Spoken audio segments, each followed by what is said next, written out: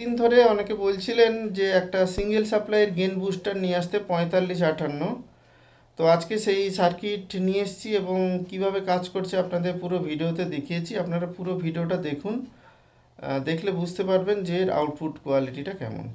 এটাই হচ্ছে সেই সিঙ্গেল সাপ্লাইয়ের গেন বুস্টার। তো ডুয়েল চ্যানেল, আমি একটা চ্যানেলের ইনপুট দিয়েছি এখানে, তার কারণ কতটা গেন বেশি হচ্ছে আপনাদের দেখানোর জন্য। আর এইটা হচ্ছে আর একটা চ্যানেল। ওকে, তো আমি সিঙ্গেল সাপ্লাই এখানে ইউজ করেছি। এখানে দেখুন 0 আর 12 এসছে এই সিঙ্গেল সাপ্লাই। এখানে এসছে একটা ডায়োড ইউজ করেছি, তার কারণ ভোল্টেজ উল্টো হলে আইসিগুলো খারাপ হয়ে যায় তাড়াতাড়ি। ডায়োড ইউজ করেছে। এখান থেকে যেটা আউট হয়েছে এটা চলে গেছে এই অ্যাম্পলিফায়ারে। আর এই অ্যাম্পলিফায়ারটা আলাদা পাওয়ার সাপ্লাইতে চলছে, সেটা হচ্ছে 23 ভোল্টে, 23-24 ভোল্টে এরকম চলে। আর মোবাইল থেকে এখানে ইনপুট আমি দেব, অডিও ইনপুটটা। এখানে যে অডিও ইনপুটটা এসছে, আমি একটাতেই কিন্তু ইনপুট দিয়েছি। এখান থেকে যেটা অডিও আউট হচ্ছে সেই হলুদ তারটা এখানে ফাঁকা রেখেছি। তার কারণ হচ্ছে আমি এখানে গেনটাকে বোঝানোর জন্য একটা গেন বুস্টার দিয়ে কানেক্ট করে দেখাবো, আর একটা এমনি সরাসরি মোবাইল থেকে যেটা এসছে এই যে, সেটা আমি নীল তারটা কানেক্ট করে দেখাবো যে কতটা গেনের পার্থক্য হচ্ছে। এটা কিন্তু সিঙ্গেল সাপ্লাই, একদম সিঙ্গেল সাপ্লাই। ওকে, তো চলুন টেস্টটা আপনাদের করে দেখাই, তারপর ডায়াগ্রামে আসবো। এটা চলছে সরাসরি মোবাইল দিয়ে চলছে। এই যে তারটা দেখুন, মোবাইল থেকে তারটা এসছে, যেখানে এসছে এটা হচ্ছে ম্যাক্সিমাম সাউন্ড। এটা 9 আছে, আমি এটা 7 দিয়ে রেখেছি।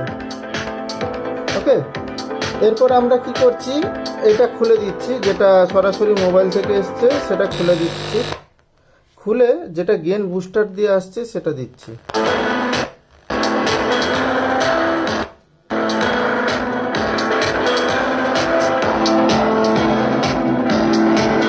এখানে গেন অনেকটা বেশি আছে, কমাতে পারবেন।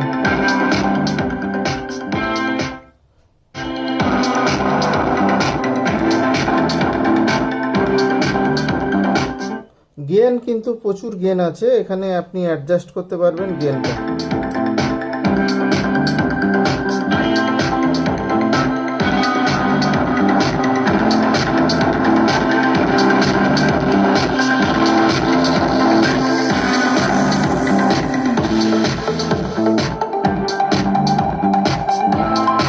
এটা হচ্ছে গেন বুস্টার দিয়ে কিন্তু গেন আউটপুট হচ্ছে। আর সরাসরিটা দেখুন,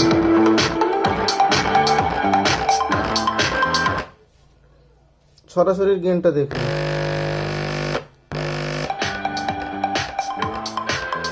এটা হচ্ছে সরাসরি গেন, মানে সরাসরি মোবাইল গেন বুস্টার ছাড়া। তা বুঝতে পারছেন কতটা ডিফারেন্স।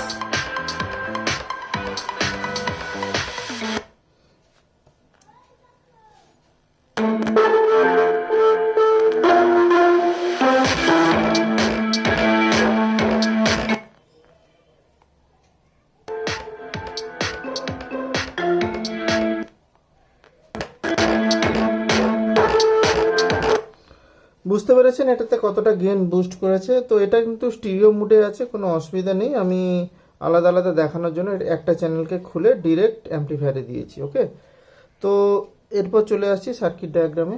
ফার্স্ট একটা 4558 আমরা আইসি নেব। এইবার আমরা এখানে অডিও ইনপুট দেবো, আউটপুট নেবো, এটা হচ্ছে মেন কথা। এই যে দুটো প্রিসেট লাগানো হয়েছে, এটা 50K করে আপনারা ইউজ করবেন। আমি এখানে নেই বলে 100K ইউজ করেছি। 50K করলে ভালো, আপনারা 100Kও করতে পারেন, তবে 50K ইউজ করবেন। আমার কাছে নেই 50K। তো ফার্স্ট আমরা অডিও ইনপুট দিয়ে দেবো কত নম্বর পিনে, 2 নম্বর পিনে। 2 নম্বর পিনে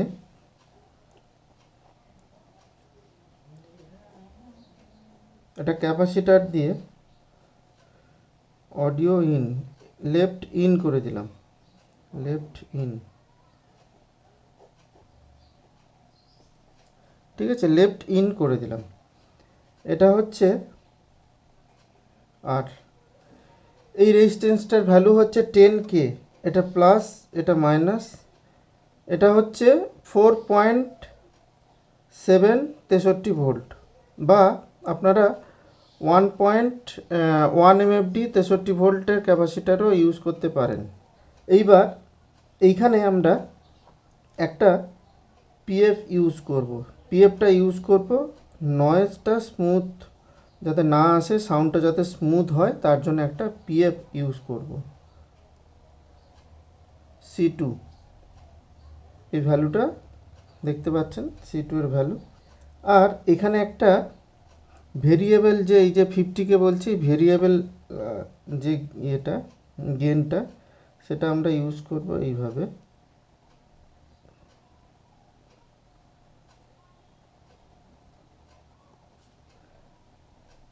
এটা কিন্তু 2 নম্বর পিনের এইভাবে কানেক্ট করা থাকবে। 2 নম্বর পিনে মানে 3টে পিন আছে, 3টে পিনের ভেতর একটা পিন হচ্ছে এই সাইডে, এইখানে 2 নম্বর পিনে কানেক্ট থাকবে।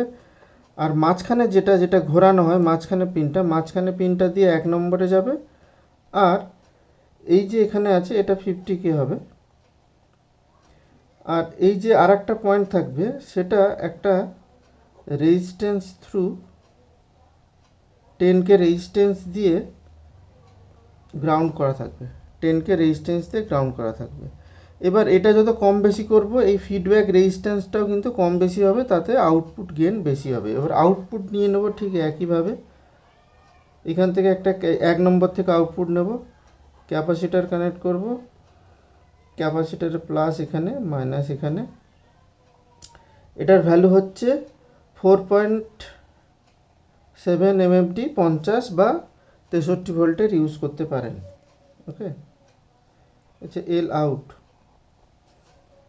এটা ইনপুট হলো, এটা আউটপুট হয়ে গেল। ঠিক একই আমরা এই সাইডেও বানাবো। এখানে একটা পিএফ 6 আর 7 দেবো, যেহেতু স্টিরিও মোড, তো আমরা একই বানাবো। এখানে হচ্ছে C2, এটা দিয়ে দিই। C2-র ভ্যালু কিন্তু এই যে C2। ওকে, ইনপুট দেবো আমরা 6 নম্বর পিনে। এটা হবে না, এই 6 নম্বর পিন থেকে সরাসরি অডিও ইনপুটের জন্য আমরা রেজিস্ট্যান্স দিয়ে দেবো। এই যে রেজিস্ট্যান্সটা দেখছেন, এই সেম ভ্যালু 10K হবে। এই আর দিয়ে দিলাম, 10K হয়ে ক্যাপাসিটার হয়ে, এই ক্যাপাসিটার হচ্ছে C1 ক্যাপাসিটার হয়ে, এটা হচ্ছে প্লাস, এটা মাইনাস, এখানে ইন হবে, রাইট ইনপুট হবে। ওকে, এইটা যে এই পয়েন্টটা আছে, এই পয়েন্টে আমরা ভিআরটা লাগাবো।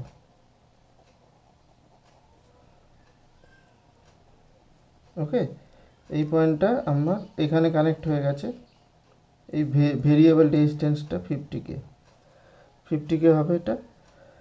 আর এই যে আর একটা পয়েন্ট যেটা আছে, এটা গ্রাউন্ড হয়ে যাবে একটা রেজিস্ট্যান্স থ্রু, 10K রেজিস্ট্যান্স দিয়ে গ্রাউন্ড হয়ে যাবে। এই যে এখানে লেখা আছে R2, যেটা এটাই R2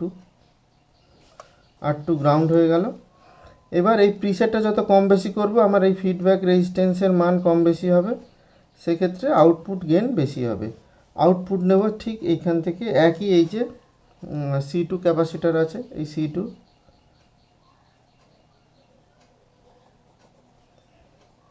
আউট নিয়ে নেব, আউট আর আউট, এটা হচ্ছে C2। এখানে C2 আছে না, এই C2 same value 4.7 MFD, 4.7 63 volt C2।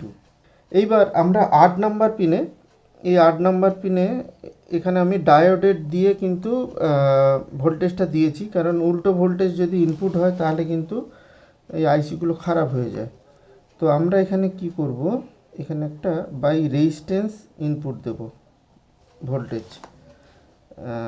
এখানে ভোল্টেজ 100 ওহমসের একটা রেজিস্ট্যান্স দিয়ে দেবো। তাতে কি হবে না, এখানে বেশি অ্যাম্পিয়ার ইনপুট হবে না 100 ওহমস দিয়ে গেলে। যখন এখানে ভোল্টেজ ইনপুট হচ্ছে, এখানে আমার একটা পাওয়ার ফিল্টার ক্যাপাসিটার দিতে হবে। এটা গ্রাউন্ড, এটা ক্যাপাসিটার, এই দেখুন, দেখতেই পাচ্ছেন পাওয়ার ফিল্টার ক্যাপাসিটার 470 25 ভোল্টের। এটা হচ্ছে প্লাসের দিক, এটা হচ্ছে মাইনাসের দিক। এই ক্যাপাসিটারের ভ্যালু হচ্ছে 470 25 ভোল্টের ক্যাপাসিটার। এরপরে আমরা এখানে যে ইনপুট দিয়েছি দেখুন, এখানে একটা ডায়োড ইউজ করেছি। আপনারা চাইলে দিতে পারেন, নাও দিতে পারেন, সেটা আপনাদের ব্যাপার। তো আমি এখান দিয়ে একটা ডায়োড দিয়ে এখানে প্লাস 12 ভোল্ট ইনপুট দিচ্ছি। প্লাস 12 ভোল্ট হয়ে এখানে পাওয়ার ক্যাপাসিটার আছে, অসুবিধা নেই। এখান থেকে 100 ওহমসের একটা 100 ওহমসের রেজিস্ট্যান্সটা আগেও দিতে পারেন, এই ফিল্টার ক্যাপাসিটারটা এখানে দেবেন, তাহলে সুবিধা হবে। মানে এর গোড়াতে একদম দিলে খুব ভালো হয়। এখানেও দিতে পারেন, বা এখান থেকে এই যে রেজিস্ট্যান্সটা হচ্ছে 100 ওহমসের রেজিস্ট্যান্সটা গেছে, তার ঠিক পরে এই পাওয়ার ক্যাপাসিটারটা ইউজ করবেন। ওকে, তাতে আউটপুট রেজাল্ট ভালো হবে, কারণ ভোল্টেজ স্টেবিলিটিটা ভালো হবে। এটা তো চলে গেল, একটা জায়গায় সাপ্লাই চলে গেল 12 ভোল্টের। এইবার আমাদের কি এখানে ভোল্টেজ ডিভাইডার রুল ইউজ করতে হবে। সেটা হচ্ছে কি, এই 8 নাম্বার থেকে 3 নাম্বারে একটা 10K, এটা 10K রেজিস্ট্যান্স কানেক্ট করবো, এটা 10K। ওকে, এটা হচ্ছে R3, R3 হচ্ছে 10K। ঠিক একইভাবে আমরা 5 নম্বর থেকে এই 4 নম্বর, এখানেও কিন্তু আমরা রেজিস্ট্যান্স ইউজ করব। R4 হচ্ছে 10K, এটাও 10K থাকবে।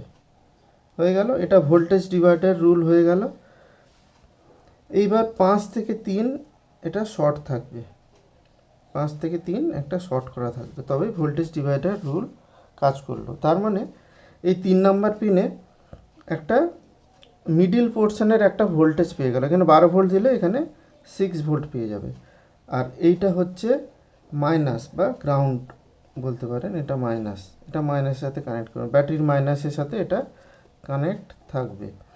আর এই ভোল্টেজটাকে স্টেবল রাখার জন্য এখানে একটা 4.7 MFD 63 ভোল্টের ক্যাপাসিটার ইউজ করতে পারেন না, এটা করতে হবে, এটা স্টেবিলিটির জন্য। বা 100 MFDও ইউজ করতে পারেন, এতে বেশি ইউজ করলে ভালো। এটা হচ্ছে পজিটিভ সাইড, এটা হচ্ছে নেগেটিভ সাইড। আর এই যে ভ্যালুটা হচ্ছে, এটা হচ্ছে 4.763। আর এখানে বারবার করে বলছি, আপনারা এখানে 50K ইউজ করবেন, 100K ইউজ করবেন না।